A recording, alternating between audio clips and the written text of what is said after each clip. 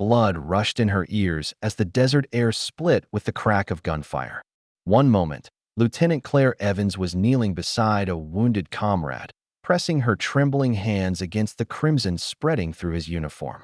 The next, her eyes locked on the ridge above, where shadows moved with deadly precision. She had seconds to decide: remain the medic they knew, or reveal the part of herself she had buried long ago. Before I tell you what happened next, tell me in the comments where you're watching from. I love knowing who's listening. For years, Claire had carried the weight of two lives: the healer, sworn to preserve life, and the sharpshooter, trained in silence and precision. She thought she had left that second life behind. She thought she'd never see it again. She was wrong. The SEALs had always respected her calm under fire, her steady voice when chaos threatened to swallow the battlefield. But no one had seen the way her gaze lingered on rooftops, or the way her fingers twitched at the thought of a rifle's trigger. She hit it well, until the ambush. Dust swirled in the fading light. Claire felt the earth vibrate beneath the rhythm of boots. Her patient gasped beneath her hands, whispering a plea she could barely hear. Yet, even as she promised him life, her eyes followed the glint of metal on the ridge. 3 insurgents, rifles poised, zeroing in on the very men who trusted her. Her heart ached with the cruel choice: save the life before her, or risk it to protect the many. Was it betrayal to set down her medic's kit, or betrayal not to? She inhaled once, deeply. Then she stood. The SEALs froze.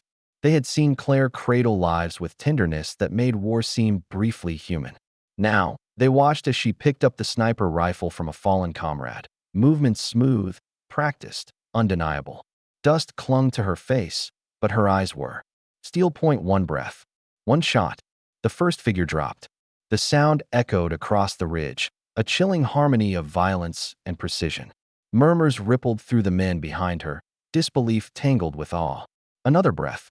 Another shot. The second fell before he could scream. By the time the third target staggered back, clutching his chest, silence swallowed the battlefield.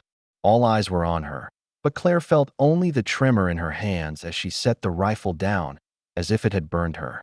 She returned to her patient, the boy whose blood still seeped through her gloves. He looked at her with something between fear and gratitude. And in that look, she questioned herself. Was she healer or executioner? The SEALs gathered, forming a quiet circle. They didn't speak, not yet. Their silence was louder than any praise, and in it lay a promise.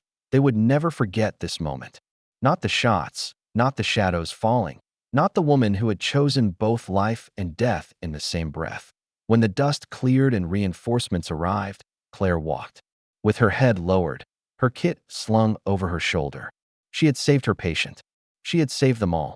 But she carried the memory like shrapnel in her chest, because sometimes courage doesn't fit neatly into the roles we are given. Sometimes it demands we step beyond them. And when the SEALs finally spoke, it wasn't with medals or speeches. It was with a quiet vow that reached deeper than ceremony. We'll never forget what you did today. Because kindness doesn't vanish. It waits, and it finds its way back. And in the stillness after the gunfire, the medic who became a sniper closed her eyes and prayed she would never have to make that choice again. If this story moved you, share your thoughts in the comments and subscribe for more stories that reveal the hidden strength in ordinary hearts. Your voice keeps these stories alive.